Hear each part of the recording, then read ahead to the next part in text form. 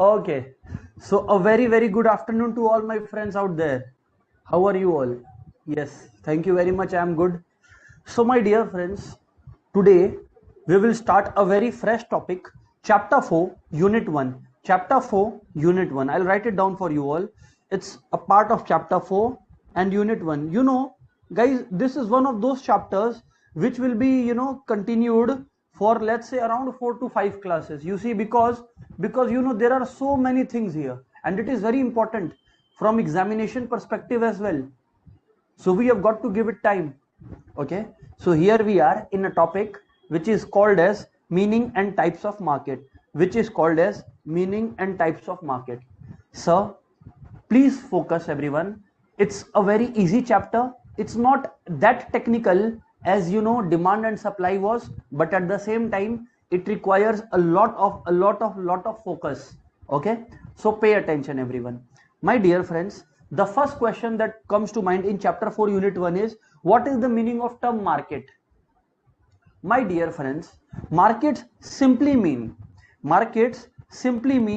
any platform, whether it is physical or online, which provides an opportunity to the potential buyers and sellers to come and meet and strike a deal. So what is a market? A place where the potential buyers and sellers of a product meet and strike a deal. My dear friends, I have a question to you all. If you are listening carefully, come on everyone, tell me, is it important for markets to be a physical place, a physical offline place? What do you think, guys? Is it important? Come on everybody, what say? Come on, what say, guys? Yes, it's absolutely correct. That it cannot be important, sir, that it has to be physical only. It's not important, friends. Yes, you are absolutely correct when you tell me that it can be both physical as well as online, or rather virtual. It's not necessary that like for example, as of this moment, I am providing a service, you are taking a service, right? But we are not physically meeting, we are not physically interacting while this class is going on. Yes, sir. But that's what my logic is. When there is Amazon, Flipkart, and stuff like that, which you use for your online purchases, it's not the physically going to that place, but still you are able to meet the seller and strike a deal. Yes, you are able to meet a seller and strike a deal. That's what my point is, lovely friends. Yes, sir, we got it. Sir. So having said that, that is market, a place where buyer and sellers meet to strike a deal. Okay, it can be physical as well as online, that is virtual. Okay, moving on. Friends, there are different classifications of markets. Okay, we can classify them on the basis of area, we can classify them on the basis of time, we can classify them on the basis of transaction, we can classify markets on the basis of competition, we can classify markets on the basis of regulation, we can classify markets on the basis of volume. What I'm trying to tell you all is, key, it can be classified on different bases. Okay, so let's start with types of markets on the basis of area. So my dear friends, it's a very easy concept, huh? It's not that you have to learn a lot here. No. Yes, it's theoretical, but it's not requiring much of learning. Common sense is enough. So pay attention, everyone. As per area, guys, we have the following markets: the local market, the regional market, the national market, and the international market. Sir, could you elaborate on each one of them a bit? Okay, sure, friends, I can elaborate a little. All right, then let's go. Now, friends, suppose we talk about a local market. What does a local market mean? Suppose you need tomatoes at home or potatoes at home. So obviously you will not buy it from another country. You will just go down to the nearest supermarket and buy it. Yes, that's local market. It's close to your area. Basically. It's close to your area. Yes, sir, we get it, sir. Then, sir, what is regional market? My dear friends, all of us have heard the term Darjeeling tea? Yes or no? Darjeeling tea or Kashmiri shawl. You all have heard it. Darjeeling tea, Kashmiri shawl. So this is regional market. When you're describing a product according to the region they grow in. When the product is found in a particular region, that's regional market. Yes, tea is found everywhere, but the quality of Darjeeling tea is available only in Darjeeling. That's why it's called Darjeeling tea. That's regional market. Friends, what is national market? Products which are sold throughout the nation. Products which can be sold throughout the nation are national markets. Like for example, I'll tell you for example, let's say guys, Hindi books. You know, since Hindi is prevalent only in India, the demand for Hindi books will only be in India. That's a national market. That's a national market. That's a national market. Products whose demand pertains only to a particular country, restricted to a country. So you see, local is around you, region is in that particular city or state, national is the country, and international you all understand. Like for example, you know, international markets could be, you know, you are buying a book of a foreign author. You know, you are buying a book from foreign author.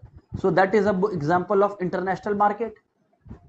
You know, anything that is purchased from foreign brands is a part of international market. That's it. You know, like India is taking oil from Russia, for example. So when we say India is taking oil from Russia, friends, it's an example of international market. When you are importing machinery from outside, it's an example of international market. Okay, got it, sir. Got it, sir. So basically, according to area, there are 4 types of markets. First is the local market around you, region, a particular state or a city, national, the country, and international, the entire world itself. Okay, that's international market. So that is market as per area. That is market as per area. Now, my dear friends, we will talk about time. We will talk about time. We will talk about time. Are we ready, sir? Yes, sir. Yes, one of you said international market, books of Harry Potter. Very good, Vaibhav. Good example. Yes, it's an international market. It's a product of international market. Correct. Moving on, friends. Having said all this, let's pay attention to the next topic. Let's pay attention to the next topic. Let's discuss types of market on the basis of time period. Let's discuss types of market on the basis of time period.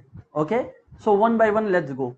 Number A, point A is a market of very short period. Point A is a market of very short period.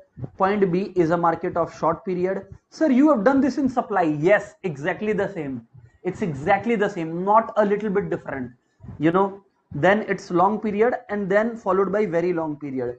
Could you tell us, sir, a little about each one? Very long period, by the way, is also called secular period, So please remember it. Okay. Let's go at it one by one, sir. Okay. See. Okay. So pay attention. Time. Very short period. My dear friends, very short period is a time period in which supply is fixed. Sir, can you give an example? Yes, I can give an example. Suppose A goes to B to buy 500 packets of chips, to buy 500 packets of chips. But when A is going to B to buy 500 packets of chips, you know, B is having these chips. A is going to B to buy 500 packets of chips and B is having these chips. Okay, so B is giving it to A. But for this, A had to place an order for 1 week in advance. Suppose now in 1 hour, A needs another 500. So it's very short period. Here supply is fixed. That is what very short period refers to, friends. A time period where supply is fixed. It cannot be changed at all, at all. Got it, sir. So that's very short period, friends. It's a time period where the supply is very fixed. Okay. Then, sir, what is short period? My dear friends, short period refers to a time period, you know, where supply can be increased to some extent or changed to some extent. Like for example, you A goes to B and say ki B, I by 2 days I need another 300 packets of chips. Maybe B can do that by asking labor to work overtime. Here there are fixed and variable factors both present. As per the last 3 chapters, you all know what are fixed factors and variable factors. So B can hire both fixed factors and variable factors at this moment, and therefore supply can be changed to some extent. Long period, my dear friends, is an example where all the factors of production become variable. So supply can be changed. Supply of the final output can be changed to any extent. Supply can be changed to any extent. Okay, supply can be changed to any extent, right? And then finally, my lovely friends, we are in the very long period. It's a time period, friends, where the entire market changes. The market pattern, the behavior of market, the types of consumers in market, simply speaking, dynamics of the market change completely. Sir, can you tell us an example? Yes. Let me give you an example. Very long period, I'll give you an example. Suppose, let's go 30 years back. Guys, you all tell me, the amount of digital pens, the amount of web cameras that is purchased now, or that is demanded now, or that is supplied now, was it equivalent to the ones that were being supplied or demanded back then? No. That time the behavior and the demands of market were completely different. And guess what? 30 years later, it will be completely different. You see, today you all want and rather get a trip to, let's say, a place called Goa, a place called Switzerland. Yes, but 30 years or 50 years later, maybe it will become very common to travel outside Earth. Space travel, as we call it. It has started right now, but it is not that common. But 30 years, 40 years later, it will become very common. So what am I trying to tell you guys? That very long period is a time period where the way market behaves, the kind of products market purchases completely changes. You will know, if 30 years back, if somebody would have told that I want to travel outside the earth in my holidays, people would have called him or her mad. But 30 years later from now, like let's say around 2050 or so on, around year 2050, it will become a common thing. Around 2050, it will become a common thing. So what am I trying to say? When the entire market changes, it's a very long period. It's a very long period, sir. So my dear friends, that's what I'm talking to you about. Very short period means supply is fixed, cannot change. Short period supply may increase to some extent. Long period supply can change by any extent, and very long period the entire market only changes. The entire market only changes. This topic in details I have covered in supply as well, if you all remember it. In supply we have done. Okay, so there it is. I have just made you recall the same. Okay, so this was area done, time done. Now let's discuss on the basis of nature of transactions. Come on everybody, is it crystal clear till here? Yo or no in the chat, guys. Come on everyone. Come on yaar, fatafat everyone. On the basis of nature of transactions.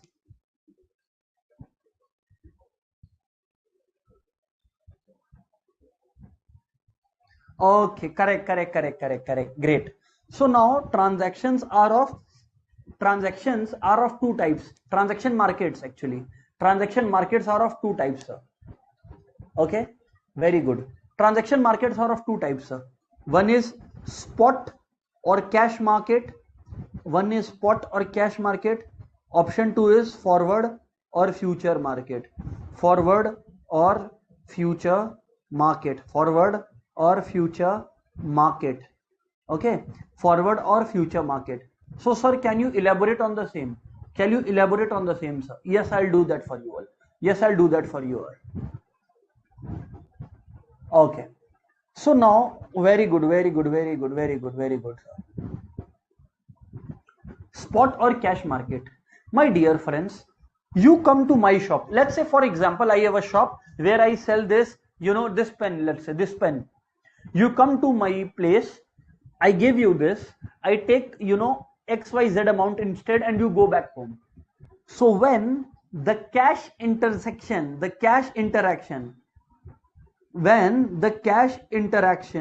takes place immediately, the cash interchange takes place immediately. You give me money, I give you the product. You know, in Hindi there is a song, joote do paise lo. Give us shoes and take money. It's similar to that, you know. That's spot or cash market, everything occurring at the instant. But what is forward or future market? It is very interesting, guys. I'll tell you one secret. You know, when you move on to the CA final levels na, you will have sums on forward and future market. It's very interesting in SFM, strategic financial management. But yes, for now on I'll just explain you the brief. Okay, so pay attention, guys. Pay attention, everyone. Yes sir, please do. What is forward or future market, sir? What is forward or future market, sir? Let me explain, everyone. Suppose A is an exporter. A is an exporter of a product. Suppose A is an exporter of a product. Okay, A sells goods to B. A is an exporter of a product. A is an exporter of a product and he sells goods to B. A sells goods to B. B is the importer, B is the buyer.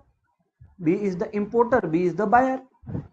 Now A resides in India. B resides in USA. Let's say, for example. Now, my dear friends, since B is a US citizen, B will pay in dollars. Now A will receive the payment in dollars. Now A is afraid. A knows that today $1 is rupees 80, let's say, for example, just for example, okay. But A is afraid that, suppose the product was of $1,000, okay. So A is afraid that if he is selling the goods and receiving the payment 3 months later, because the contract is that the payment will be made 3 months later, A is afraid that $1 might become 75 rupees. Why? Because if he gets if he exchanges $1,000 now, he will be getting 80,000 rupees. But what is A afraid of? Rupee rising. Because if rupee rises 3 months later, A will be getting 75,000 rupees only. Yes, sir. What A does is, A goes to a bank. A runs to a bank. A goes to a bank in India and tells, bank, please listen. Now bank tells, what happened? Why are you troubling us? Bank, please listen. Bank is telling, what happened? Why are you troubling us? So A tells the bank that, dear bank, I am afraid that 3 months later the rupee may rise. So I want to make a contract. Bank asks, what contract? A tells bank that A will sell the bank $1,000. 3 months later, A will get $1,000 from B and he will sell it to bank. But A wants the bank to decide the rate now, that is 3 months before. So the bank will offer a rate, let's say $1 equals to 79 rupees. Now guys, what happens is that even if 3 months later $1 becomes equal to 74, it doesn't matter. The contract has been gotten into. What is the contract? That A will sell at rupees 79 per dollar, $1,000 to the bank. Oh, this is a forward contract where contract is entered today, but delivery of the product will take place 3 months later. Here the product is US dollars. A will give US dollars to the bank 3 months later, not today, 3 months later. That's what a forward contract is all about. Guys, I hope it's crystal clear. Nature of transactions, forward or future market. Sir, is there option to cancel it in the future? Yes, there is an option. We are not studying that. My purpose is to explain that in forward contract takes place today, but delivery takes place in the future. Contract takes place today, delivery takes place in the future. Contract takes place today, delivery takes place in the future. Please remember it here. That's it. So on the basis of nature of transactions, I have explained you. Okay, great, sir, great. Okay. Now on the basis of regulations, let's talk about some example. Okay, on the basis of regulations means rules, laws. You know whether there are laws in place or not. So yes, sir. Okay, great. So guys, simply one of you are asking to explain forward and future market again. It simply means that contract of buying and selling is taking place today, but delivery will take 3 months later or sometime later on. Full stop. Okay. Now moving on. Regulations. Sir, what are regulations? It means laws. You know, as far regulations are concerned, again there are two types of markets, lovely friends. Sir, what are those? Regulated and unregulated. You know, unregulated. You know, these are the markets which have a, you know, statutory body that is taking care of the same. You know, there is a registered body which is, you know, looking into transactions. There is a body which is looking into transactions. Okay. Unregulated market is a market where there is no statutory body. Where there is no statutory body. Sir, can you give an example of a regulated market? Definitely I can. Definitely I can. You know, regulated market, one very big example is, you know, SEBI, Securities Exchange Board of India. It looks into the transactions taking place in stock exchange. So you know, the buying and selling taking place in the stock exchange is regulated by SEBI. Is regulated by SEBI. That's a regulated market. That's a regulated market. That's a regulated market. Okay, sir. That's a regulated market. Sir, what is an unregulated market, sir? A market, unregulated market is a one, friends, where there is no regulations. Like for example, you know, in the weekly supermarket that you go, you know, there is no body looking into those transactions that is taking place in the weekly supermarket where you are buying fruits and vegetables. That's unregulated market. That's unregulated market. Okay, sir, we got it. So on the basis of regulations, you are telling us that there are two types of markets. The one is regulated and the other one is unregulated. Regulated is the one which is operating under a specific law. Unregulated is the one which is not operating under any specific existing law. Yes, sir, you are absolutely fantastically correct. Moving on. Having said all this, let's move on. Okay, yes, sir. On the basis of volume of transactions, it's interesting, you see, on the basis of volume of transactions. Okay, so pay attention, everybody. On basis of volume of transactions. Okay, volume means quantity that is bought and sold. So guys, here we have two things. One is the wholesale market and the other one is the retail market. Yes, one is the wholesale market and the other one is the retail market. Okay, so I'll give you an example. I'll write it down here. Wholesale market, and here you have the retail market. Can you tell us, sir, what is going on here? Yes. Suppose, guys, there is a manufacturer. Now the manufacturer is selling the products. Please remember, manufacturer is selling the product to the wholesaler, who is selling it to the retailer. So what is happening is, this wholesaler person is buying in large quantity from the manufacturer and selling in small quantity to the retailer. So who is the retailer? Retailer is the person situated near us, that is the local shops.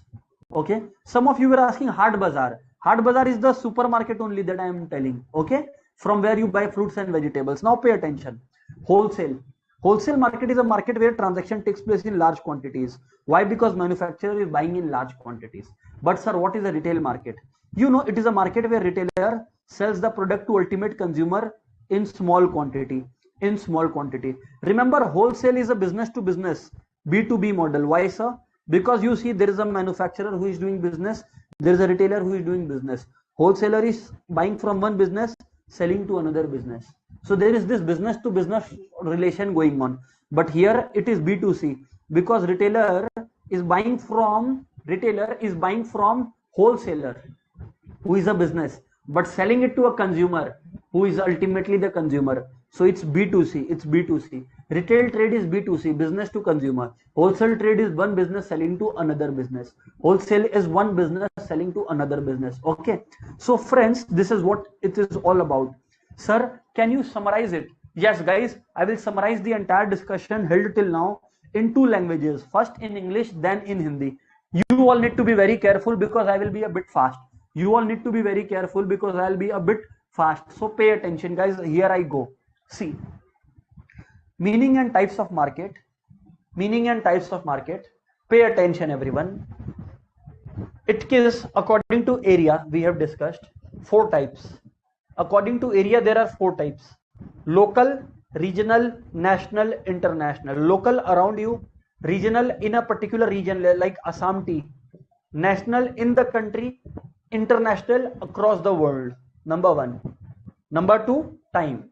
Time is basically referring to, you know, what time period is there for supply to take place. Very short period, supply cannot change at all. Short period, to some extent supply can be increased. Long period, supply can be increased to any extent. Very long period, the entire market dynamic changes. Transaction, you know, on the basis of transaction, it is spot and forward. Spot means transaction taking place immediately. Forward, transaction entered it today but delivery in future. On the basis of regulation, regulated and unregulated. Regulated is the one which is governed by which is basically governed by a statute like SEBI, you know. Unregulated is the one where there is no regulations, like the local bazaar. And what is volume? Transaction in large quantities, where wholesaler is buying in large quantity from manufacturer. Volume, retail trade, small quantities, where the retailer is buying in further small quantities from the wholesaler and selling it to the consumer. Retailer is buying in small quantities from the wholesaler and selling it to the consumer. This is what it is all about. This is what it is all about. So now, friends, let's summarize this entire thing in Hindi once. Competition, I have kept it for last. Competition, I have kept it for last. So pay attention everyone. Hindi में अब मैं summarise कर रहा हूं. Area के अनुसार अपने market को चार टाइप्स में बांट सकते हैं. सबसे पहले आपका लोकल मार्केट, जो आपके आजू बाजू, आपके घर के आसपास है. रीजनल मार्केट, जो किसी एक रीजन में फेमस है, जैसे कश्मीरी शॉल है ना, दार्जिलिंग की चाय. ओके. नेशनल मार्केट, जो पूरे कंट्री से रिलेटेड है. एंड इंटरनेशनल मार्केट, जो पूरे वर्ल्ड में है. ओके. टाइम के अनुसार अपने बात करते हैं वेरी शॉर्ट पीरियड, जहां पे सप्लाई फिक्स होता है. शॉर्ट पीरियड, जहां पे सप्लाई हल्का सा बढ़ाया जा सकता है. लॉन्ग पीरियड, जहां पे सप्लाई आप कितना भी बढ़ा सकते हो. और वेरी लॉन्ग पीरियड, जहां पे पूरी मार्केट की स्थिति ही बदल जाती है. ओके. ट्रांजैक्शन, अगर ट्रांजैक्शन आप तुरंत कर रहे हो, मतलब कि जो पेमेंट है वो इमीडिएटली हो रहा है, प्रोडक्ट की डिलीवरी तुरंत हो रही है, तो उसे स्पॉट मार्केट कहते हैं. बट अगर ट्रांजैक्शन या आप एग्रीमेंट में आज एंटर करते हो, डिलीवरी आप फ्यूचर में करते हो, उसे फॉरवर्ड या फ्यूचर मार्केट कहते हैं. रेगुलेशन का मतलब है कि अगर गवर्नमेंट का या किसी लॉ का आपके ऊपर कंट्रोल है कि मार्केट्स में क्या चलने लग रहा है, नहीं लग रहा है, तो वो हो गया रेगुलेटेड मार्केट. अगर मार्केट का कोई इस चीज पर कंट्रोल नहीं है तो दैट इज अनरेगुलेटेड मार्केट.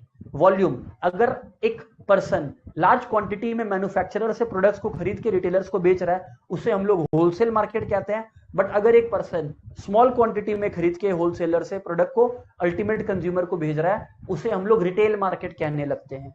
तो दोस्तों कुल मिलाकर जो है ये बातचीत है. कुल मिलाकर जो है दोस्तों ये बातचीत है. Is it crystal clear everyone? Is it crystal clear everyone? Come on यार, कम ऑन यार, come on everybody, come on यार एवरीबॉडी, फटाफट everyone. Yes sir, yes sir, yes sir, yes Aditi. Moving on, moving on, moving on. अब my dear friends, on the basis of competition I am talking to you all about, you know, it is very detailed in our syllabus, so that's why I have kept it for the last. You know, one interesting thing, in our next classes also we will talk about this topic. It is very important, it is very important. Okay, great, great, great, great. All right, amazing, amazing, amazing. So let's pay attention guys, let's pay attention guys. So friends, having said all this, pay attention everyone. On the basis of competition, it is also called types of market on the basis of market structure. Okay, so on the basis of competition if you get, or on the basis of market structure if you get, you know, pay attention everyone what we are discussing. My dear friends, first of all, there is a market where there is competition. Competition exists,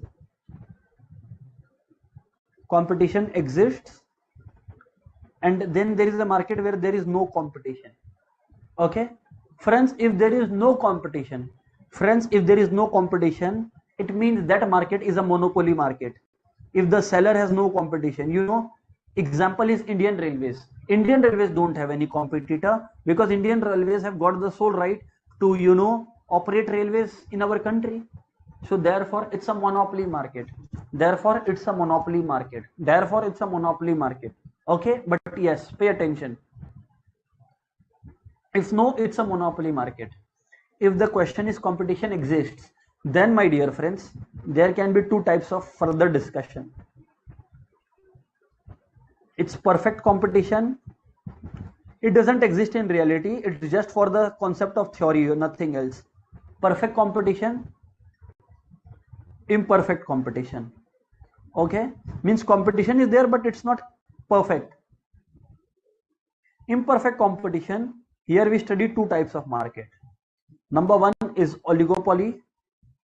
Number two is monopolistic competition. Oligopoly. Number two is monopolistic competition. So broadly speaking, there are four types of market you need to have knowledge of in your syllabus.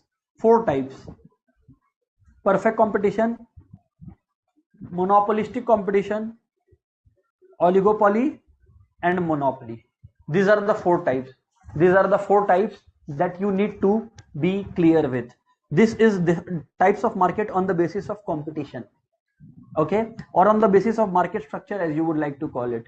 Yes, on the basis of competition or on the basis of structure, as you would like to call it.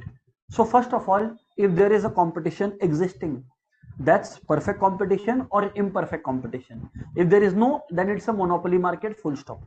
If there is a competition existing, it can be perfect as well as imperfect. If it's imperfect, it's monopolistic competition and oligopoly. It's monopolistic competition and oligopoly. If it is existing, it's perfect competition. Okay, sir? Yes, sir. So pay attention, everyone. Each market is different. I am talking about each one of them one by one. Okay? So pay attention, everyone. Pay attention, everyone. Starting with the first one, it's the perfectly competitive market. Yes, please remember that today about these markets we will be talking in very short, but in the upcoming class a lot of details. So as per the requirement of syllabus we will operate. Now we are required to curtail our discussion, to reduce our discussion. So very short discussion, but in the upcoming classes very long discussion in the upcoming units. Okay, so pay attention. If you see that I am discussing very little today on these four topics, it is intentionally because this chapter demands so. Okay, this unit 1 demands so. In unit 3 or 4 we will talk in a little more detail. Okay, having said all this, let's start. Okay, sir. Perfect competition. Perfect competition.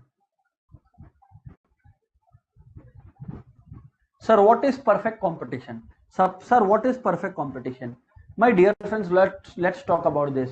Perfect competition. Okay, let's talk about this. So pay attention, guys. First of all, let me tell you one thing very clearly, that this market doesn't exist in reality. It doesn't exist in reality. It is just for the sake of theory that we are studying it. Please remember it. Please remember it. Please remember it. Okay, so pay attention, everyone. Perfect competition is a market where there is infinitely large, infinite means very large, infinitely large number of buyers and sellers. Infinitely large number of buyers and sellers who are selling homogeneous products. Sir, what do you mean by homogeneous products? Means product which are exactly the same. Products exactly the same. No difference in size, color, competition, composition and all this. Exactly same. They are exactly the same.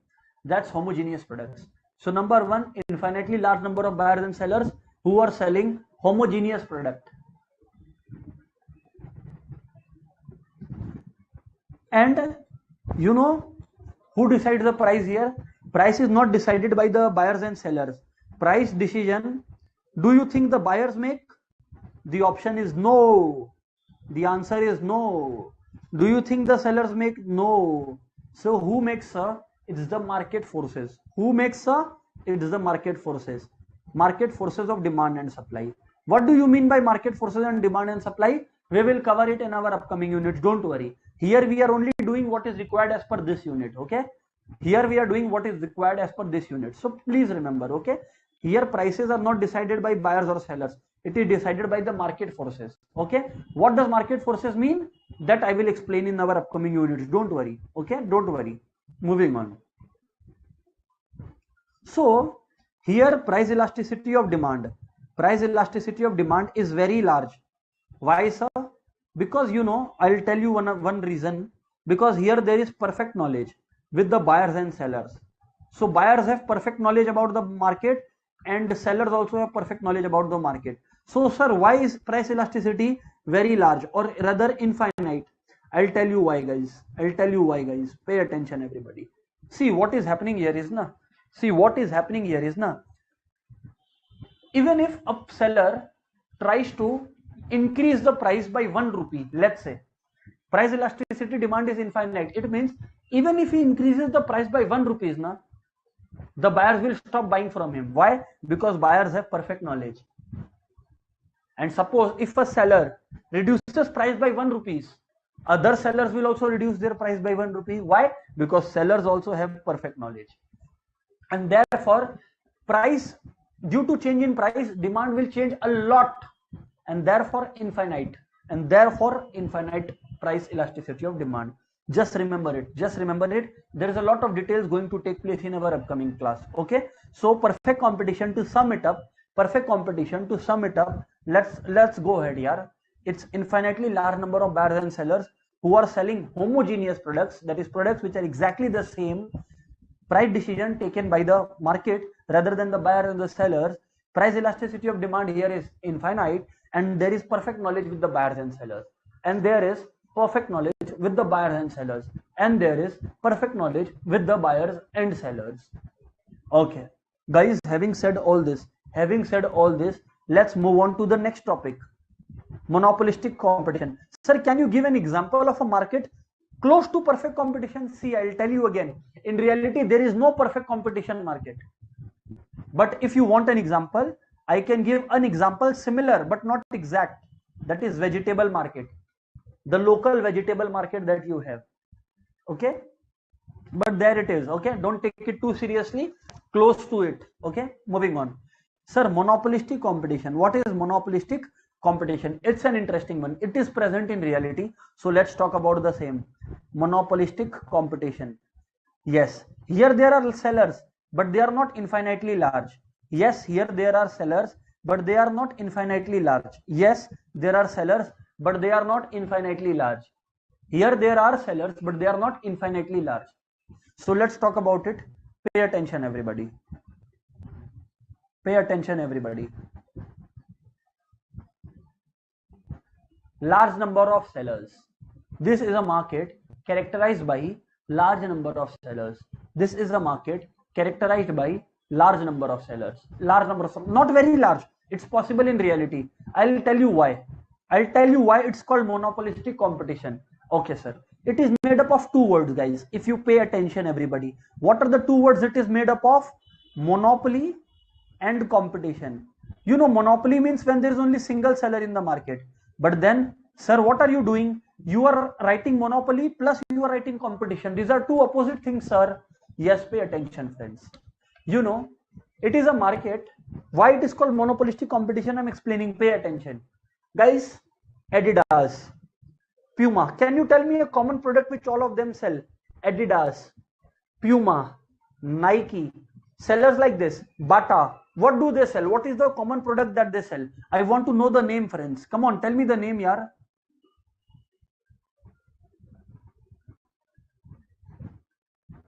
Yes, very good. Adidas, Nike, Puma. What is the common product? What is that one common product that they are selling? Correct. Very, very good. Very, very good. You are absolutely correct while you say so. That yes, the one common product that they are selling is shoes, footwear as you call it. Footwear as you call it. Now pay attention, everyone. If a person is purchasing a product from, let's say, Puma, they are loyal to Puma. So Puma has a brand loyalty and therefore is able to command monopoly. But similarly, there are people who have such brand loyalty towards Adidas. So Puma has a brand monopoly because people who purchase Puma will buy only Puma. But Puma also has to purchase with Adidas, who has similar monopoly, who has similar brand loyalty. That's why it's called monopolistic competition, that each brand has a monopoly power, but at the same time has to compete with other brands having similar monopoly power, and hence, my dear friends, your answer to this question lies here: large number of sellers, and that's why it's called monopolistic competition. My dear friends, is this much clear why it's called monopolistic competition? Come on friends, is it clear? Yes, because there is monopoly of brand, but competition with brands having similar monopoly power. How? Because people who want that brand products, who are used to that brand products, will buy only that brand's products, and therefore the answer, guys. Yes sir, you all are absolutely correct. Now moving on. Number 2. Sir, is there product differentiation here? No, you see all the shoes are almost same. Yes, there may be slight product differentiation, like one may try to show that their product is better because it is light, like the shoes are light, the shoes are better in color, better in design, maybe, but there is very little difference. That's why we call it to be a case of slight product differentiation. Yes, there is product differentiation, no doubt, but it is only slight. Product differentiation is only slight, not much. All because at the end of the day all are selling shoes, so all the shoes are same. Yes, somehow their product may be different, the way they are made is different. That can happen, that can take place, no doubt. Okay, so there is some product differentiation possible. Moving on.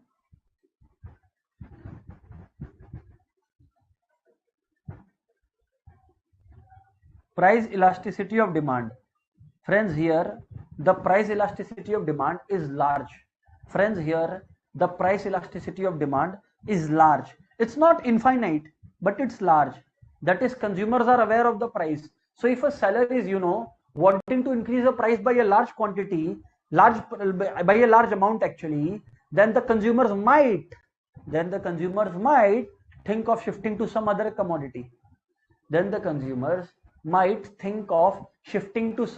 commodity.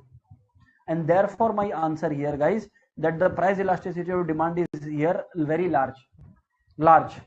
Okay, moving on to the point number 4. Price control. Yes, sellers have control over their price, so sellers have some control over price. Like Puma can decide its own price, Adidas can decide its own price, but somehow they are also dependent on what their competition is doing, so they have to depend on that also. So sellers have some control, not the entire control over price, some control over price. You see, like this one, PepsiCo and Coca-Cola. Pepsi is bringing 1 liter bottle for 60, Coca-Cola is doing the same. Pepsi is bringing 2 liter bottles for, let's say, 90 rupees, Coca-Cola is doing the same. What I am intending to tell you, friends, here is that as and when you see people, as and when you see these brands deciding the price, they are also dependent on their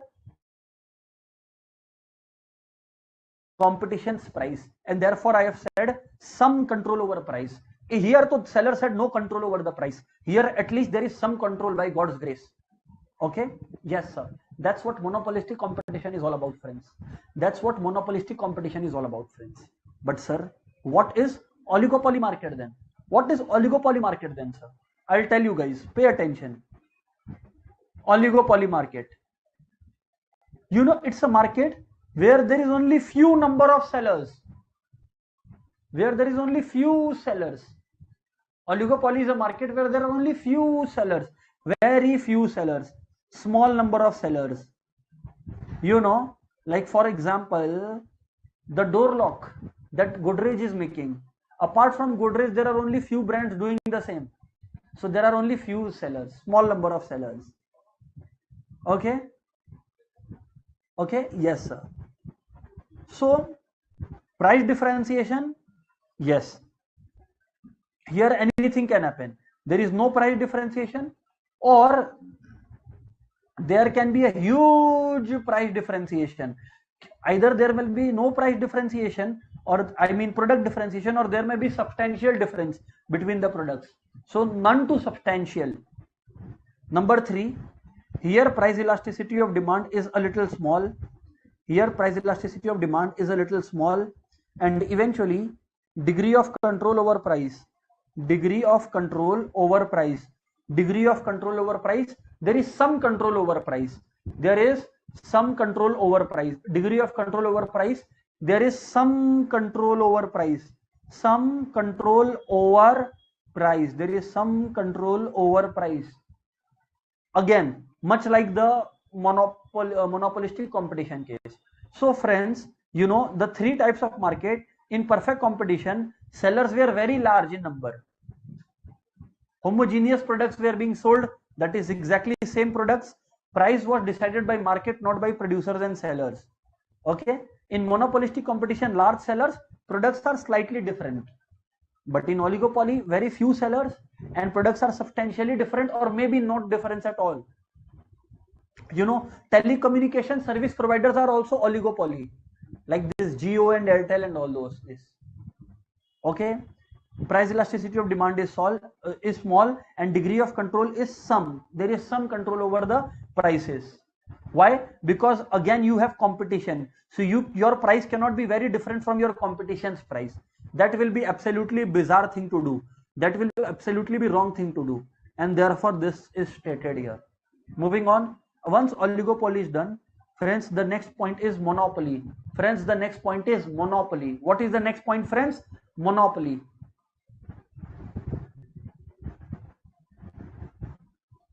My dear friends, monopoly is a market which is characterized by a single seller. It is a market which is characterized by a single seller. So there are not few, there are only a single seller. No close substitutes. No close substitutes. So there is nobody selling the product which the seller is selling. No close substitute. No close substitute. Price elasticity is very small. You know why? Guys, because what happens in the case of perfect competition and monopolistic competition is that there are large number of sellers. So suppose if this buyer is not happy with seller 1, they may move to seller 2 easily. Under both of these markets, perfect competition and this one monopolistic competition, this perfect competition, monopolistic competition. But guys, pay attention. In oligopoly and in monopoly, what happens is there are only a few sellers. So the buyers have limited choice. If this is a buyer, he has limited choice. So he will have to buy from this person only, and therefore the elasticity is small. Elasticity of demand is small. Just because price has changed, demand will not change by much. Why? Because buyers may have nowhere to go apart from you. Buyers may have nowhere to go. For example, Indian Railways. If they raise the flight ticket, if they raise the fares, the travel fare by let's say 100 rupees, will it affect? Will you stop going? Because the people who are going to railways, they will have to pay additional 100. They have no other alternative to railways as far as travel is concerned, if they want to travel in that budget only. Yes sir, got it sir. Yes sir, got it sir. So there it is. We have done monopoly as well. We have done monopoly as well. And yes. Do they have control over price? Significant control over price, because only they are the sellers. So their life, their choice, their rules. My life, my rules, their price, their life. It's entirely on them. So seller decides price. And so absolute or considerable control. Considerable control. Now friends, I will summarize everything once in English and in Hindi. Are you guys ready? All the types of markets. Once in English, once in Hindi. Are you ready everyone? Yo or no in the chat. Come on guys, are you ready everybody? Fatafat, fatafat, fatafat. Then I'll summarize it in both the languages.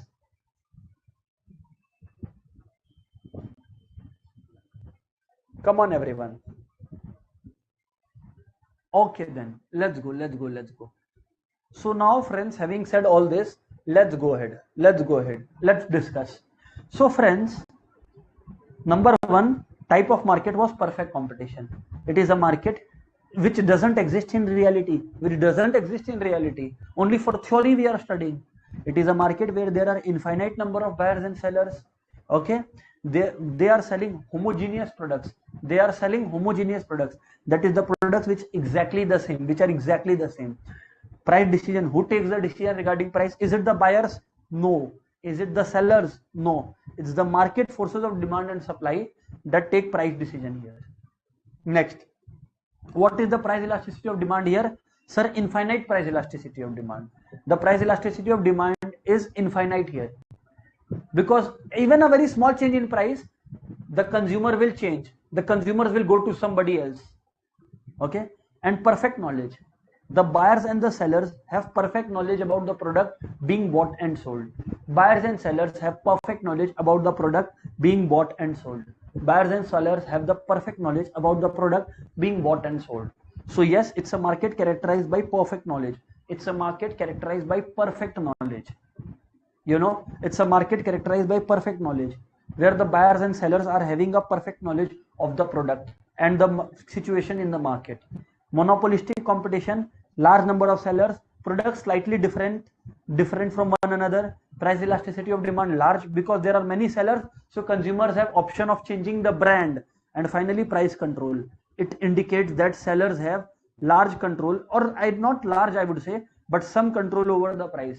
Sellers have some control over the price. Price control, sellers have some control over the price here. Sellers have some control over the price here. Oligopoly, my dear friends, small number of sellers. So price differentiation none to substantial, like telecom service providers. Price elasticity of demand small because consumers have little option to go elsewhere. And finally, degree of control over the price is some because there is competition. In monopoly, there is high degree of control over price because there is single seller only. And obviously, price elasticity is very small because consumers have otherwise nowhere to go.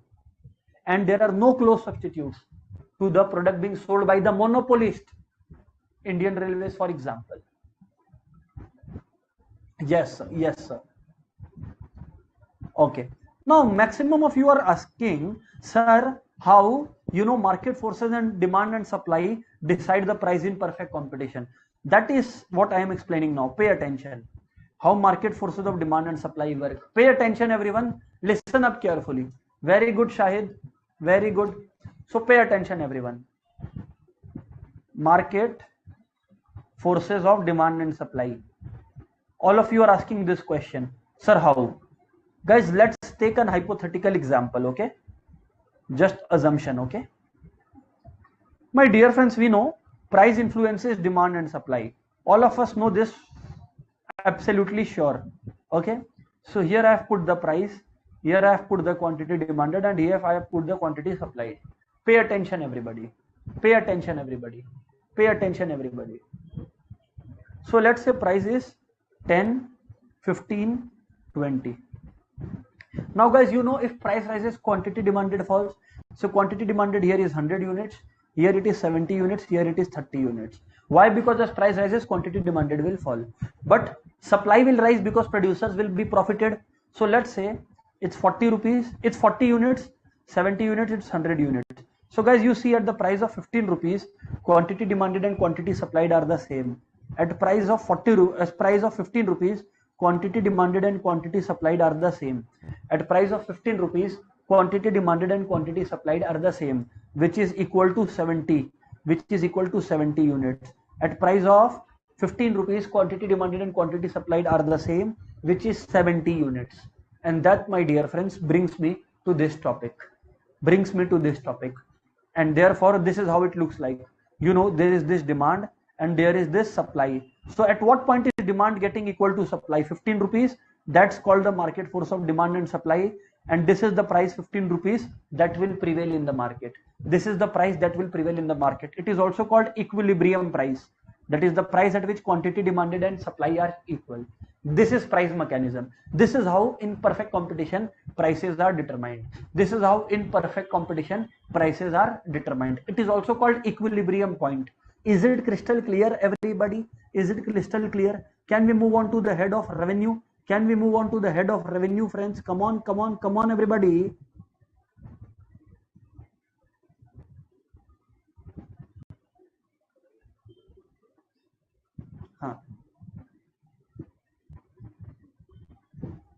Okay, great friends, great. Yes sir, yes sir, yes sir. Now moving on, let's move on to revenue. My dear friends, revenue means the total sales value. Simply speaking, revenue is the total sales value. It's not profit. Come on, don't mistake it for profit. No. You are wrong. Revenue means total sales value. Revenue means total sales value. Bus, full stop. Revenue means sales value. Revenue means sales value. Okay. So for example, if price is rupees 10 and quantity is 500 units, what is total revenue equal to? 10 rupees per unit into 500 units being sold. 10 rupees per unit into 500 units being sold. So it's how much? 10 into 500, it's becoming equal to rupees 5,000. It's becoming equal to rupees 5,000. It's becoming equal to rupees 5,000. So what is revenue? Revenue is the sales value. Revenue is the sales value. Price into quantity. Revenue is the total revenue is the sales value. Okay. Now friends, pay attention everywhere. Here, my dear friends, there can be two things. Again, it can be perfect competition, it can be imperfect competition. It can be imperfect competition. You know, it can happen both ways. It can happen both ways. It can be perfect competition as well as, you know, this one. Okay. So friends, let's talk about perfect competition first. Okay. Let's talk about perfect competition first. Okay. Perfect competition. Now, my dear friends, in perfect competition, price remains same. Price remains same. No change in price. So for example, if price quantity are to be made, price is 10, 10, 10, 10, 10. Quantity 1 unit, 2 unit, 3 unit, 4 unit, 5 unit. So total revenue at each level is the same, friends. So it's 10 into 1, 10, 10 into 2, 20, 10 into 3, 30, 10 into 4, 40, 10 into 5, 50, 10 into 5, 50. So price into quantity is total revenue. Price into quantity is total revenue. Price into quantity is total revenue. Agreed, friends? Price into quantity is total revenue. Moving on, sir. Moving on, sir. Now pay attention, everyone. If we have understood the fact that price into quantity is total revenue, if we have understood the fact that price into quantity is total revenue, now pay attention, everybody. Now pay attention, everybody. Having said all this, price into quantity being total revenue, now let's talk about this. Now let's talk about this. Here it is. Price into quantity is total revenue. What now, sir? What now, sir? Pay attention, guys. So if I plot, pay attention here. If it's quantity and this is total revenue, what is happening, guys? You know, as quantity is rising, total revenue is increasing. Yes or no? Yes or no? Yes, sir. Yes, sir. Yes, sir. And that's what I'm saying, that if you join them, this is how the total revenue curve will look like. This is how the total revenue curve will look like. This is how the total revenue curve will look like. Why, sir? Because this is how the concept works. What is total revenue? Price into quantity is equals to total revenue. Price into quantity equals to total revenue. Now, friends, do you know something? What is average revenue? Average revenue is total revenue by quantity. Now, guess what, guys? Average revenue is always equal to price. Always. Be it perfect competition or imperfect competition. Why, sir? For example, you see, price into quantity is total revenue. Okay. So what is price equals to? Total revenue by quantity. Yes or no? So you see here, average revenue is total revenue by quantity. Here price is total revenue by quantity. So always remember, be it perfect competition or imperfect competition, price and average revenue will be the same. Here, since price is constant, average revenue will also be constant. Average revenue will also be constant. Here, since price is constant, average revenue will also be constant. Price is constant, average revenue will also be constant. Yes, it can touch zero, because you see, if you are selling nothing, the total revenue is zero. So yes, it can touch the axis, the origin. Yes, absolutely. So now, sir, what does AR and MR look like? Average revenue and marginal revenue. Sir, what is marginal revenue? Marginal revenue represents the change in total revenue. So guys, have a look here. Marginal revenue. Pay attention, everyone. Total revenue is 10. Total revenue here is 20. Initially, quantity sold was 0. Price was 10. So total revenue was 0. So when you increase the sales by 1 unit, total revenue increased by 10. So marginal revenue for first unit is 10. Similarly, for the second unit, it has increased by 10. So say 10. It has increased by 10 again. So again 10. It has increased by 10 again. So again 10. And again it has increased by 10. So again 10. That's marginal revenue, friends. That's marginal revenue, friends. So, sir, can we say that in perfect competition, in case of perfect competition, price, average revenue and marginal revenue are one and the same? Yes, you can tell this. Yes, you can tell this. In perfect competition. So how does the diagram look like? It's a horizontal curve. I'll show you how it looks like. Quantity, price. So friends, this is how it looks like. Price equals to average revenue is equals to marginal revenue. Price equals to average revenue equals to marginal revenue. It's the perfect competition case I am depicting. Don't get it confused with some other concept.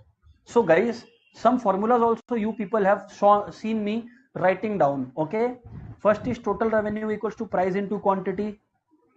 Price equals to total revenue by quantity. Average revenue is equals to total revenue by quantity. Marginal revenue equals to change in total revenue. Equals to change in total revenue. Change in total revenue. And why is, sir, MR equals to price? Arey Baba, because what is MR? Change in total revenue when one additional unit is sold. So whenever you are selling one additional unit, how much are you getting? 10 rupees only, which was the price itself, and therefore marginal revenue equals to price in case of perfect competition only. In case of perfect competition only. Is it crystal clear? Yes, no, everybody. Yes, no, everybody. Yes, no, everybody. Come on, yaar. Come on, yaar. Come on, guys.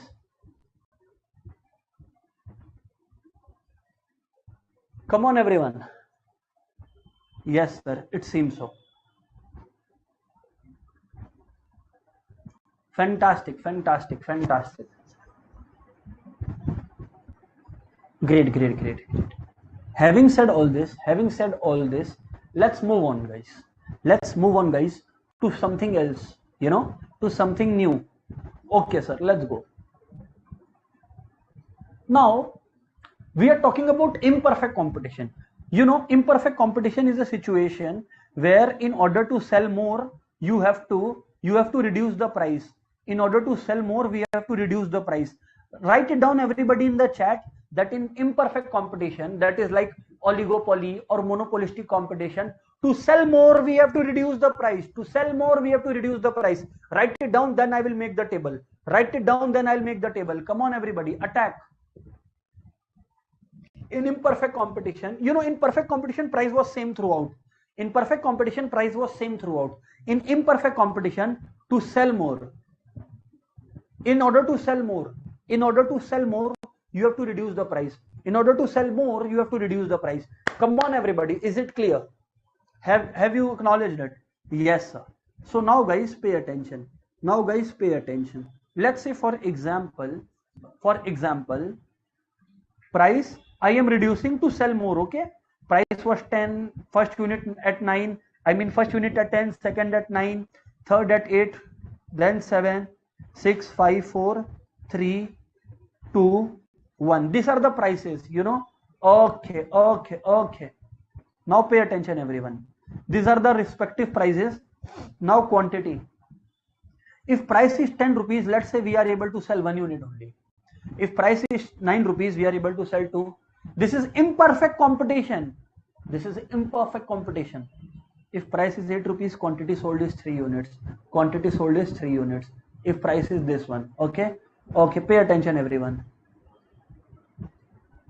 Okay, moving on. If price is 7, quantity sold is 4 units.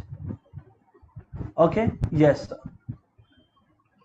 If we want to sell, if the price is 6, quantity sold is 5 units. If price is 5, quantity sold is 6 units. If price is 4, quantity sold is 7. So basically, pay attention, everybody. As you reduce the price, you are able to sell more. This is real life logic, yes or no? Come on everybody, yes or no? Is it real life logic or not? Come on everyone, yes or no? Fatafat in the chat everybody, yes or no? Come on yaar, yes sir. So now the fact that you have understood this, what is total revenue? It is price into quantity.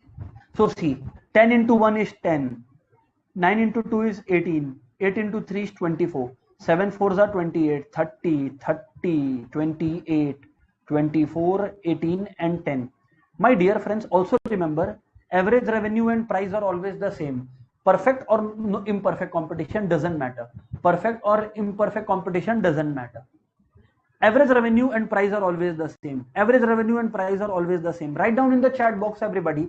Average revenue and price are always the same. Come on everybody in the chat. Average revenue and price are always the same. Average revenue and price are always the same. Come on everybody in the chat box right now. Fatafat. Average revenue and price are always the same. Always the same. Always the same. Okay guys. So having said all this, now moving on. Price into quantity equals to total revenue. Now we talk about marginal revenue.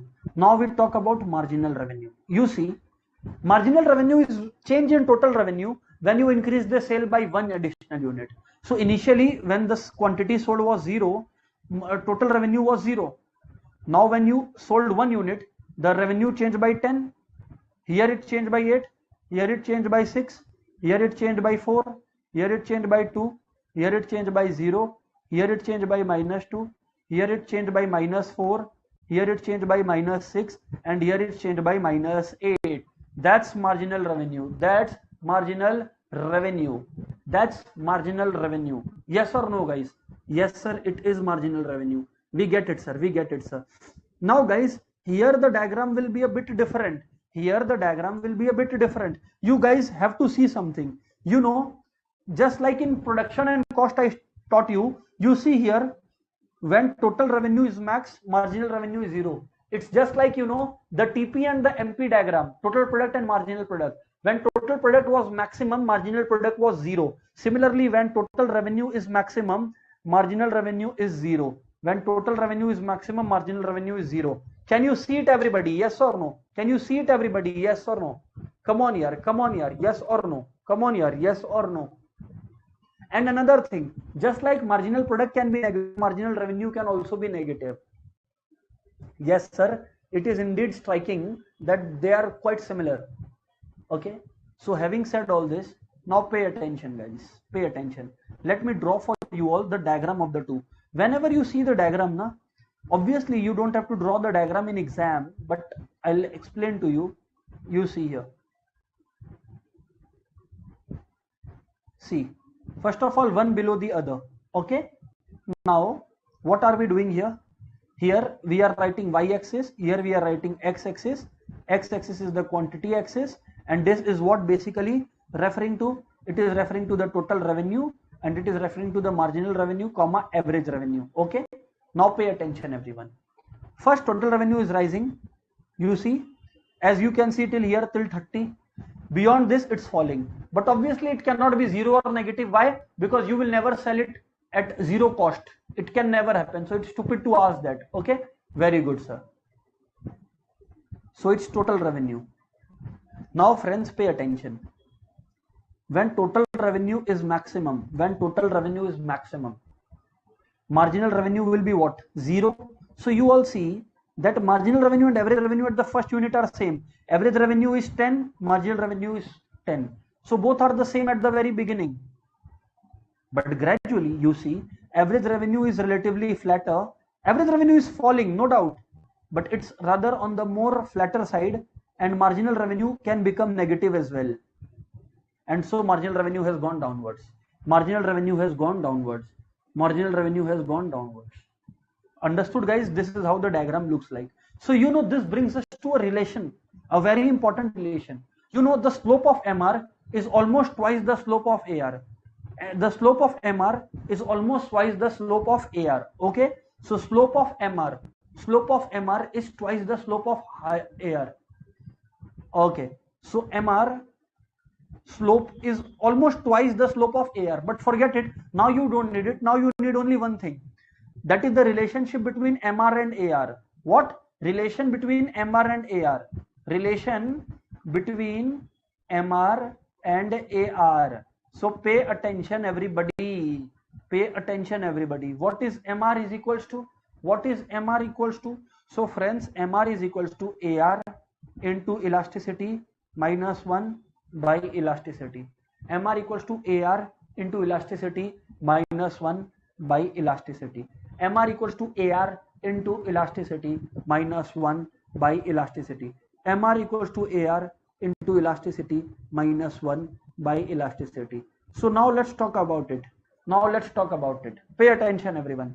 MR equals to AR into E minus 1 by E. So pay attention everyone.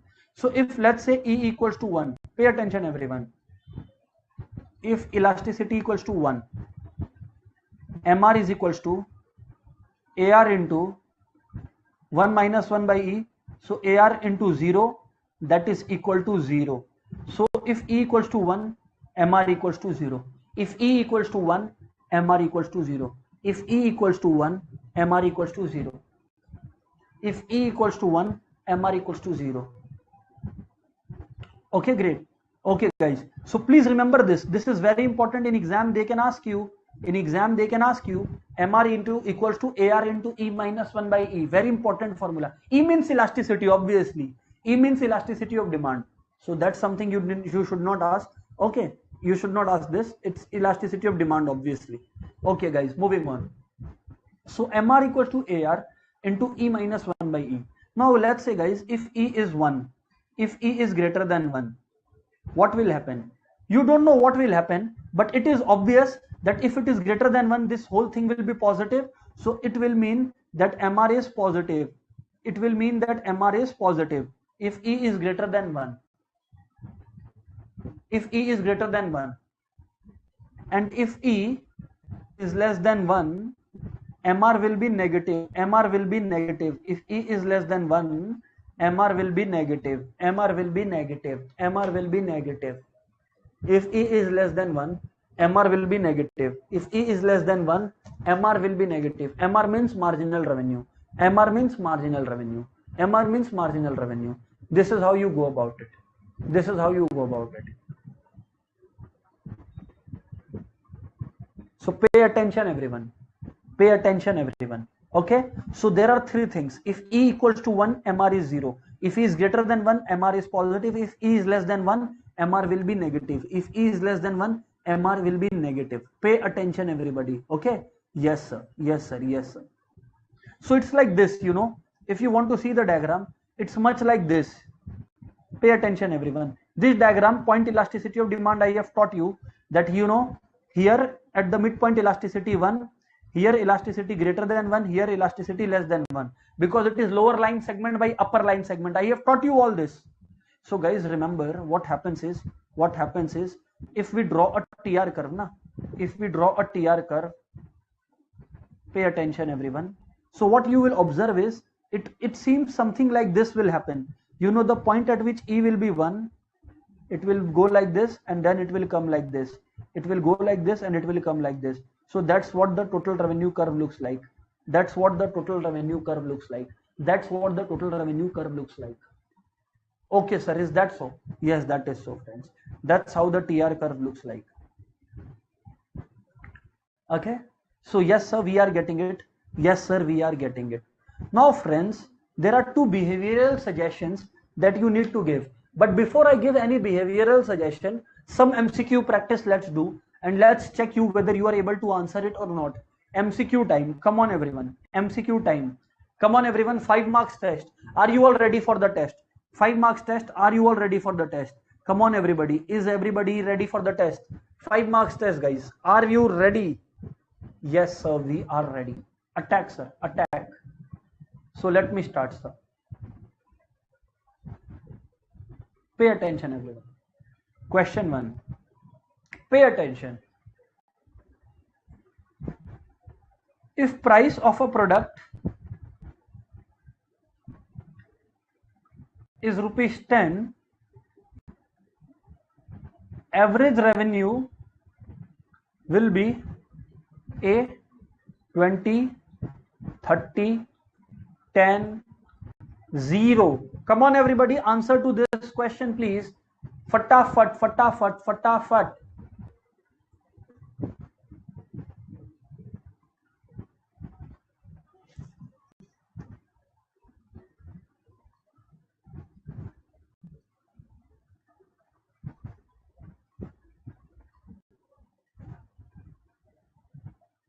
Yes, great. Great, great, great everybody, great. So yes, you all are absolutely correct.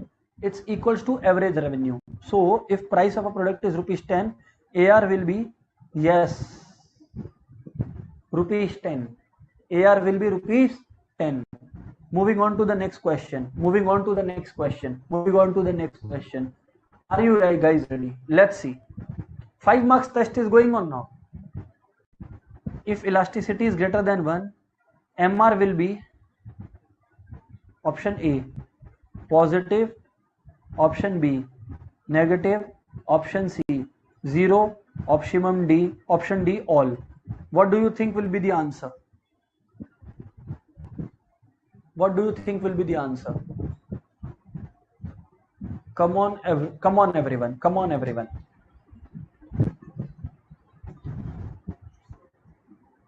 Come on everyone. Yes, yeah, yes.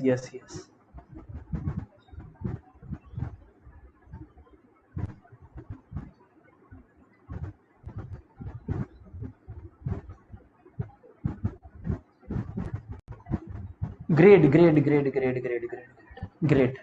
everybody. So it is positive. Thank you very much everyone.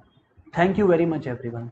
So if E is greater than 1, MR will be positive. MR will be positive. MR will be positive. MR will be positive. Moving on. Question number 2. 3. Third question. If E is equals to 1, MR is equals to what? Option A 0, B 1, C 2, D 3. Come on everyone. If E equals to 1,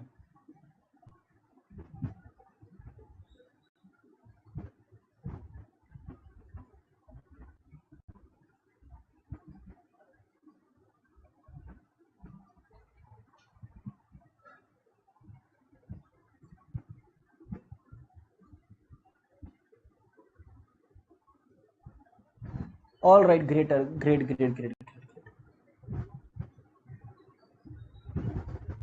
Okay, great. Question number 3 done. Next question C. Market operating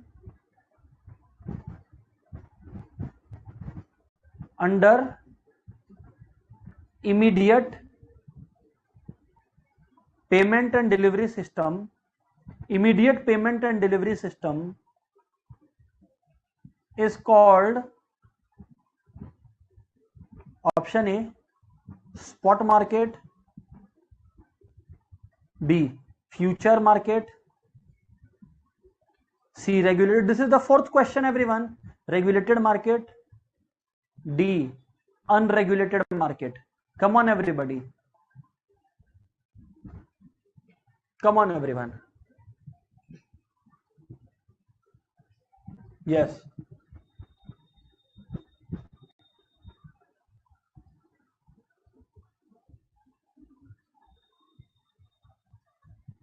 Very good, spot market.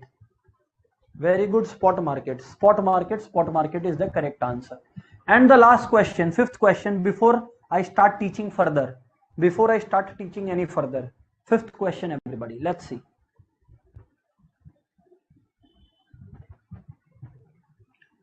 Market where elasticity is small.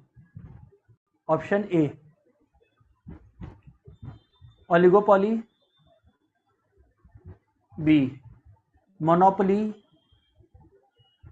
C, perfect competition, D, both A and B. What do you think is the correct answer, guys? Fifth question it is. Fifth question it is. Fifth question it is.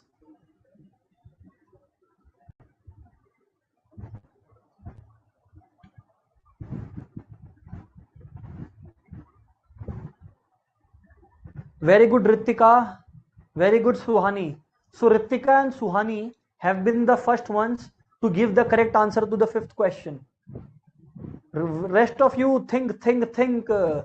Yes, the market where elasticity is small is the one where there will be few or single seller. So it is both oligopoly and monopoly, na re baba. So the answer will be D, both A and B. The option will be D. Very good. Okay, Dasari Rahul, good answer, friend. Very good, Mr. Barkatullah. Very good. Very good, Astha. Aditi, good answer. So yes,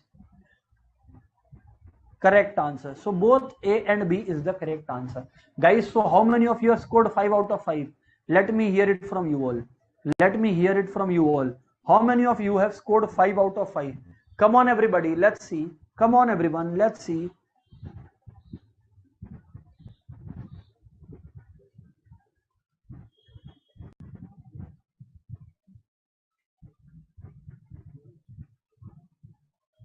Correct. Now moving on. Very good, Rahul. Very good, Ritika. Very good, Ekta. Radhika, great work. So yes, pay attention, everybody. Pay attention, everybody. Now moving on. Behavioral principles. Behavioral principle means what should a firm do?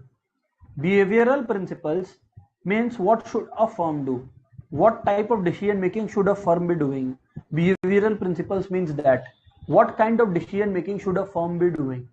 Behavioral principle means that. Okay, that's the meaning of behavioral principles. Guys, there are two behavioral principles. Number one. If a firm is not able to recover total variable cost, it should not produce. It should not produce. Sir, please explain. I'll tell you an example, guys. Suppose, guys, I have taken a space on rent. Okay, I have taken a space on rent. Let me tell you that the rent is 1 lakh per year. I have to pay this no matter what. This is, guys, total fixed cost. Suppose now I have to pay a variable cost. You know, I have to pay a variable cost, like let's say raw material potato, rupees 5 per potato. Okay, now I am making 1,000 potatoes. By selling 1,000 potatoes, let's say I am selling it at rupees 4 per unit. Okay, so total revenue is 4,000. But my dear friends, you see, my variable cost, that is potato cost, 1,000 into 5 is 5,000.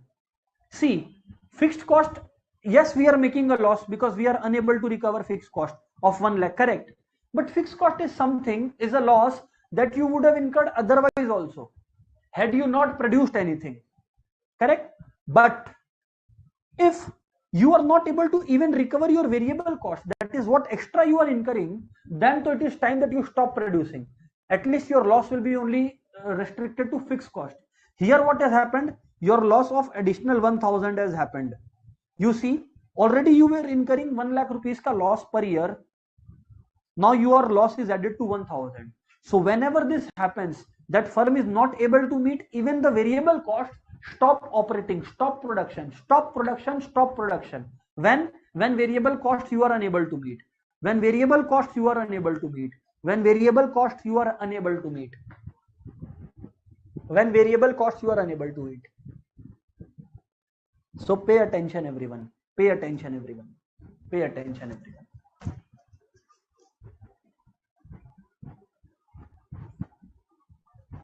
When a firm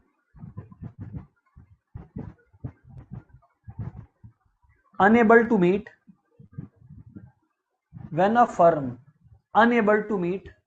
how is total variable cost 5,000? 1000 potato and one potato requires 5 rupees.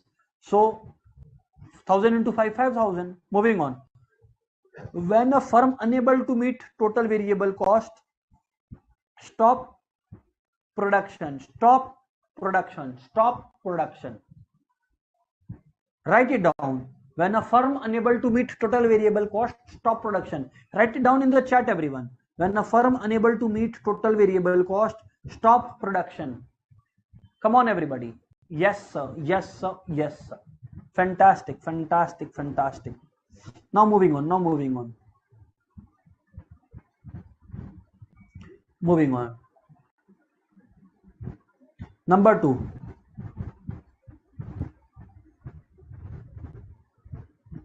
Number 2. The firm, if they want to maximize profit, na,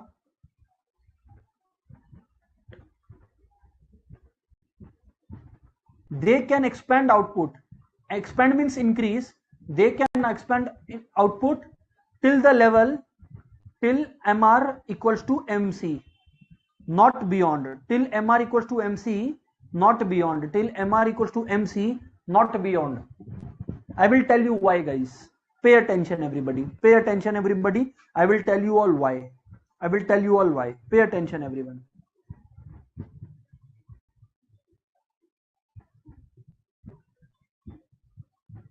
See, guys, suppose the price is fixed, so the marginal revenue is like this under perfect competition. For example, I am saying, for example, don't worry. Now this is the marginal cost U-shaped. We have studied in the cost chapter. MC curve is U-shaped due to law of variable proportion. Yes, sir. Okay, correct. Now pay attention, friends. You see MC equals to MR at 2 points, point A, point B. So what is the point as per the second behavioral principle? Till where should a firm produce? A firm should produce till point B. A firm should produce till here. Sir, why? Come on, everyone, pay attention. Should produce till B. Your question is why? You all are asking me why? Okay, sir. So let me answer this question. It's very easy. Guys, focus. If the firm has stopped producing till here only, it means till this point where MC equals to MR, the firm is in a loss. Why? Because till now the cost of producing here, the cost of producing additional unit is greater than the revenue you are obtained. So let's say if additional product you are making for 10 rupees, you are selling for 5 rupees. Is it, by any logic good to stop here? Come on, everybody, yes or no? No, sir. It's not logical. If you see here, this point, what is happening? Here marginal revenue is greater than marginal cost. So firm is able to earn an additional revenue by making a product. So example, if a product's additional cost is 10 rupees, its additional cost is 10 rupees, the revenue is 15 rupees, marginal revenue. So firm is able to earn additional revenue. Yes, sir. So firm is able to earn additional revenue. But this should go on only till this point, till where MR is equal to MC again. Why? Because beyond this point, again MC is greater than MR. So if you are making more, the additional costs are again more. So what is the best point? Come on, guys. What is the best point for the producer to stop? What is the best point for the producer to stop? In the chat, everyone. What is the best point for the producer to stop? In the chat, everyone. In the chat, everyone. What is the best point for the producer to stop? What say?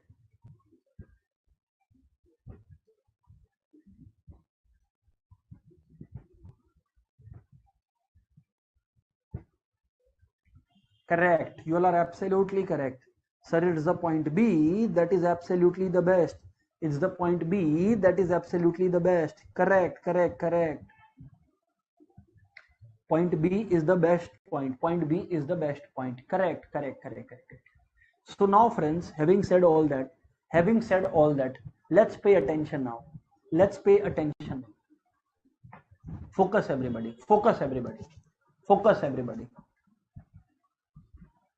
Again another. So by the way, guys, the interesting thing is chapter 4 unit 1 is over. Now what are we doing? Now we are practicing some more MCQs.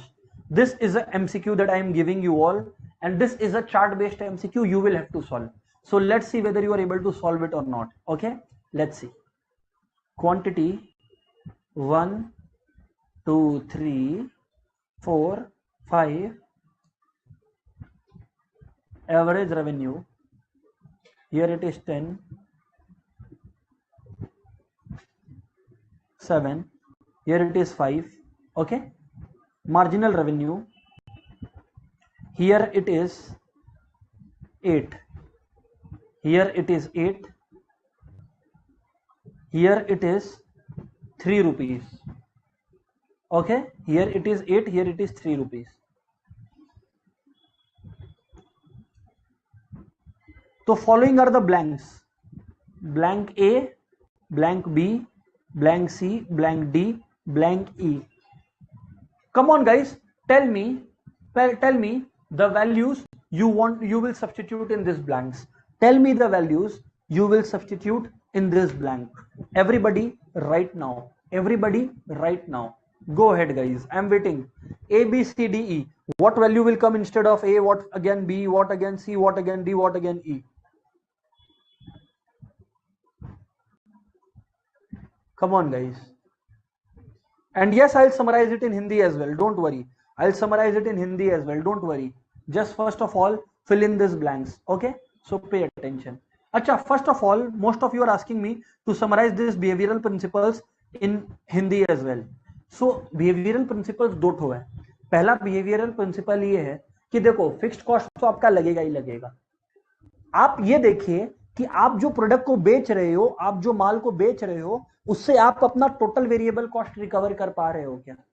अगर आप अपना total variable cost recover कर पा रहे हो, then you can start producing. अगर आप अपना टोटल वेरिएबल कॉस्ट भी रिकवर नहीं कर पा रहे हो प्रोडक्ट बेच के, तो बेटर है आप प्रोडक्शन को बंद कर दीजिए, shut down.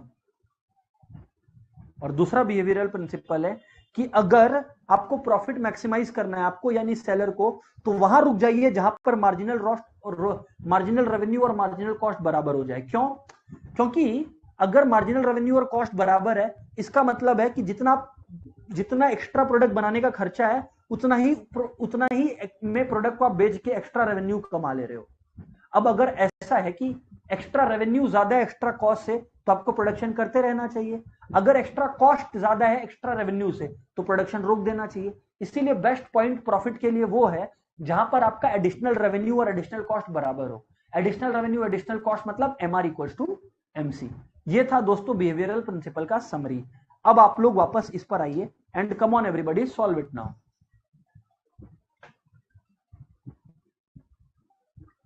One of the friends is asking why should we produce before point A? अरे बाबा, if you don't start producing, how will you reach this point? First day से ही you will make profit क्या? So in order to reach this level, you will have to start producing. And the beginning, the cost will be greater than revenue, obviously. Now pay attention, guys. I'll help you with this. See, average revenue equals to price. When quantity sold was 0, average revenue, total revenue would have been 0. So what I'm trying to say is, pay attention to total revenue, which is equals to this into this. So 10 rupees, here it is 0. So 0 से 10 हुआ, यानी कि marginal revenue will be 10 rupees. First blank filled.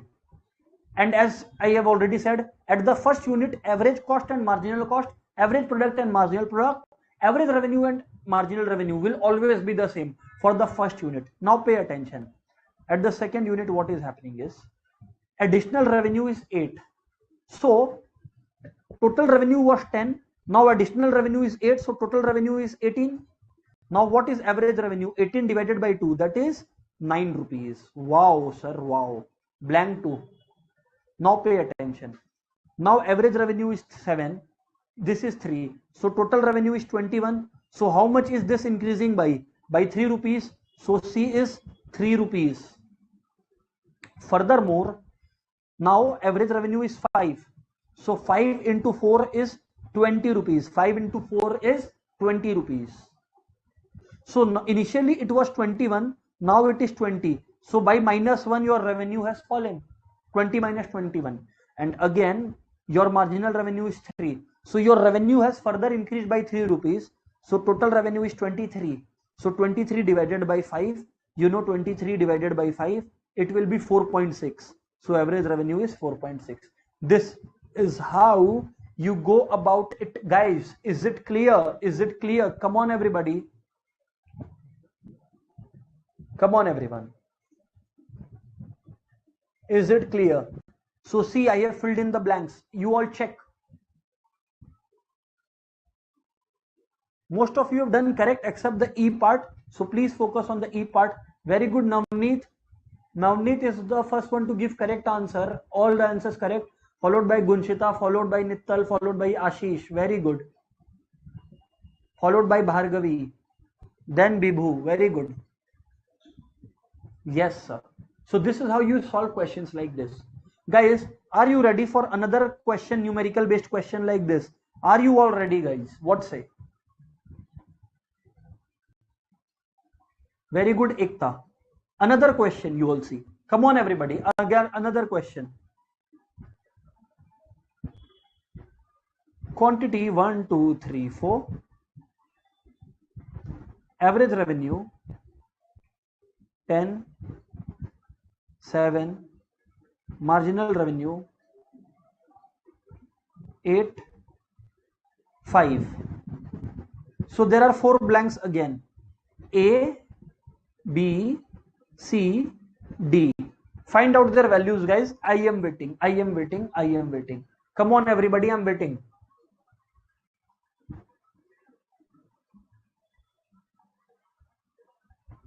Come on, everyone. Come on, everyone.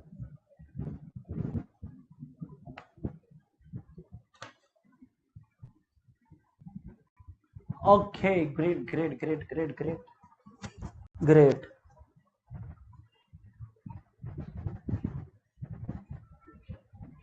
Very good, yeah.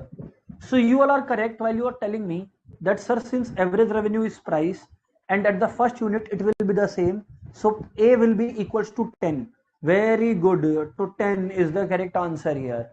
Let's move on. Very good, Shahid. Correct answer. Let's see the next one, whether you are able to answer it.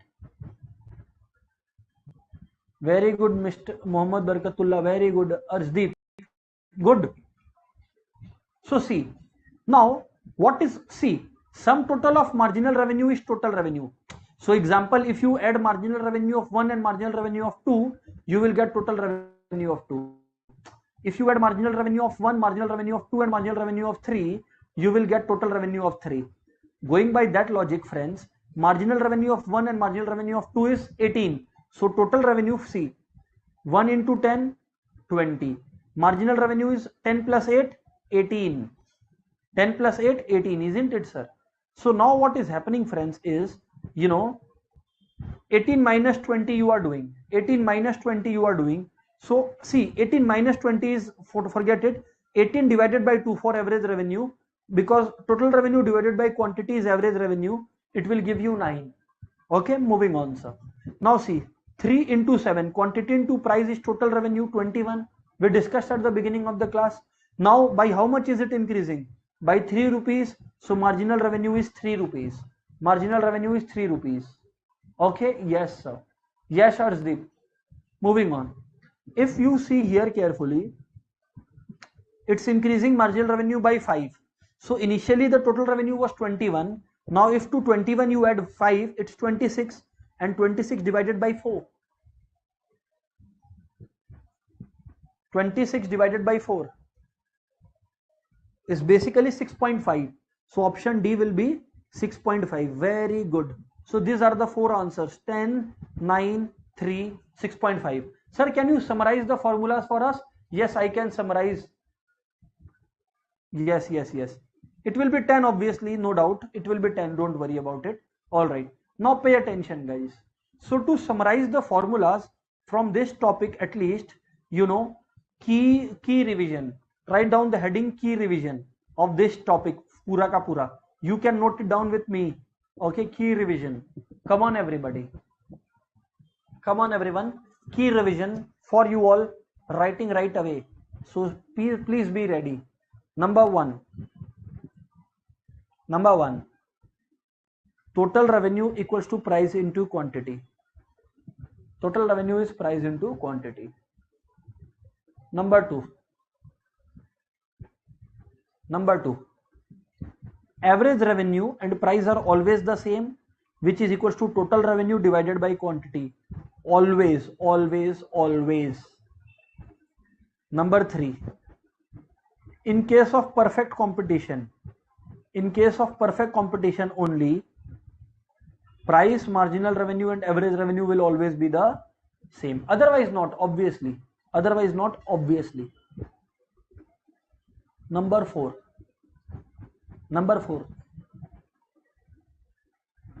marginal revenue equals to change in total revenue. So for example, if you want marginal unit of n unit, you have to add total revenue of n minus total revenue of n minus 1. Or for example, if you want marginal revenue for third unit, it will be total revenue for 3 units minus total revenue of 2 units. And total revenue is price into quantity. Okay. Fifth point is, if you add up marginal revenues, you get total revenue till the point you add. So if you add first 3 marginal revenue, you will get total revenue of 3 units. Understood? So to whatever level you add, you will get total revenue to that level. Point number 5. Guys, first copy it down, then I'll move forward. Come on everybody, copy it down. Fatafat.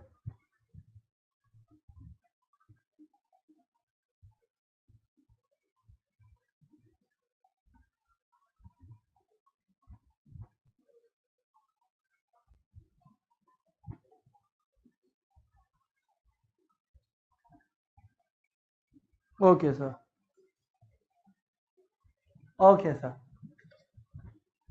So after copying this, again moving on to the next point, marginal revenue equals to average revenue into E minus 1 by E. Marginal revenue equals to average revenue into E minus 1 by E. Marginal revenue equals to average revenue into E minus 1 by E. E minus 1 by E, E minus 1 by E. MR equals to AR into E minus 1 by E. Okay, sir. Next point. Point number 7. If E equals to 1, MR equals to 0. If A greater than E greater than 1, MR is positive. If E less than 1, MR is negative. Come on everybody. All the formulas at a single place, all the key concepts at a single place for you all. Come on everybody. Yes, sir. Guys, point number 8. What shall I say? Yes, I can say it like that. You know, behavioral principles. 2 behavioral principles.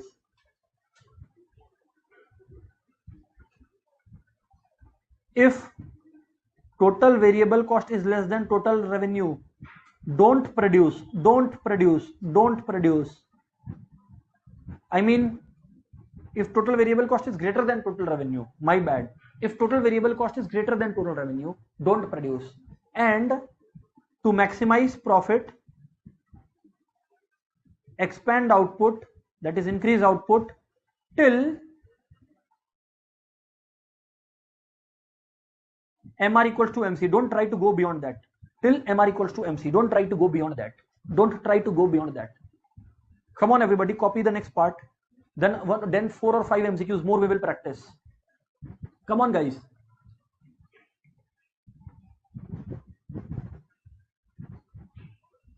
Yes, very good. Yes, very good.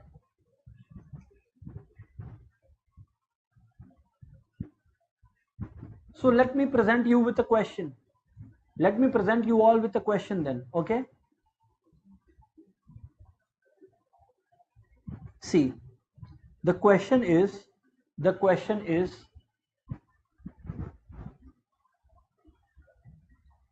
market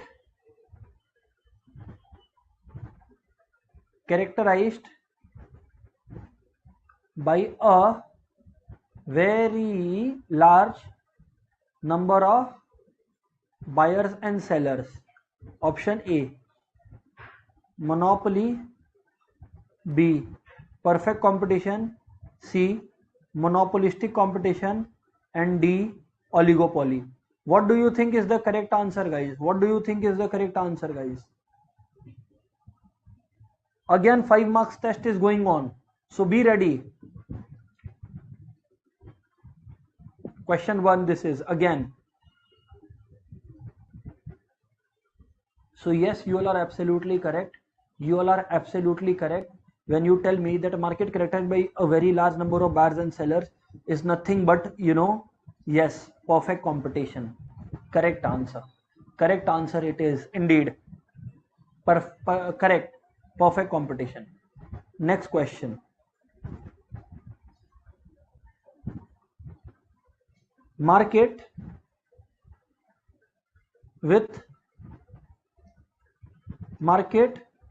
where a seller has no close substitute. Okay, this is question 2. Option A, monopoly. B, perfect competition. C, monopolistic competition. D, oligopoly. What do you think is the correct answer, guys? Come on, yaar. Where seller has no closed substitutes. Where the seller has no closed substitute, friends. Yes, sir. Correct. Very good. So yes, it is monopoly. Yes, it is monopoly. Yes, it is monopoly. Next question. Market with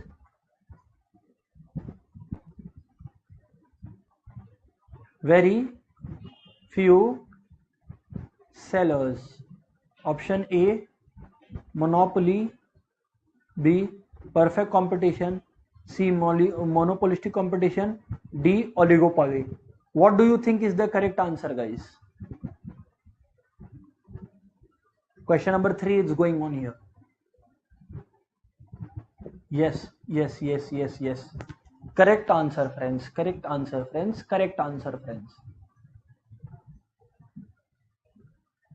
Yes. So basically what we are pertaining to is oligopoly. Correct. It's oligopoly that we are talking about. Absolutely correct. Fantastic, guys. Moving on to the question number 4. Guys. Pay attention, everybody.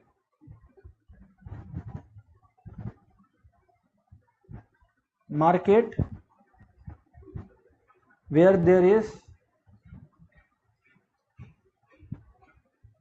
market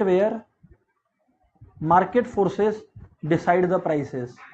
Where market forces decide the prices. Option A, perfect competition. B, monopoly. C, monopolistic competition. D, oligopoly. What do you think is the correct answer, friends? Yes. Correct. It's the perfectly competitive market.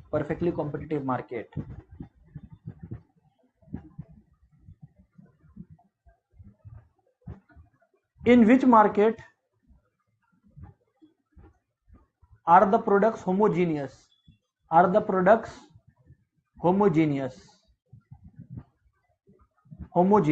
A, perfect competition. B, monopoly. C, monopolistic competition. D, oligopoly. What do you think is the correct answer, friends? Option D. What do you think is the correct answer, friends? Come on, everybody. Yes, waiting. Question number 5. Very good, Ekta. Vagdehi, great. Shalini, great. Vishnu, great answer, friends. Girish, good answer. Manas, good answer.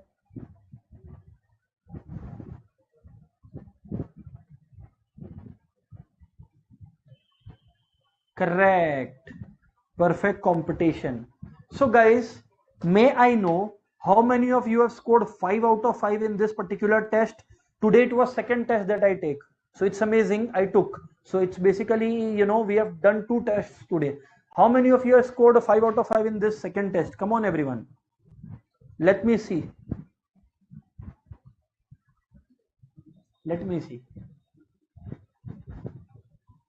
Very good, Kashika. Very good, Suhani. Very good, Shruti. Great work. Very good, Aska. Sakaldeep, great. Ritika, good one. Great, Gunshita. Fantastic, sir. So, my dear friends, the fact that we have covered this, we have also been able to cover our Unit 1 completely of chapter number 4. So, see you all in the next class with Unit number 2. That's it for the day. Thank you very much. Goodbye, everyone, for the day. Tata.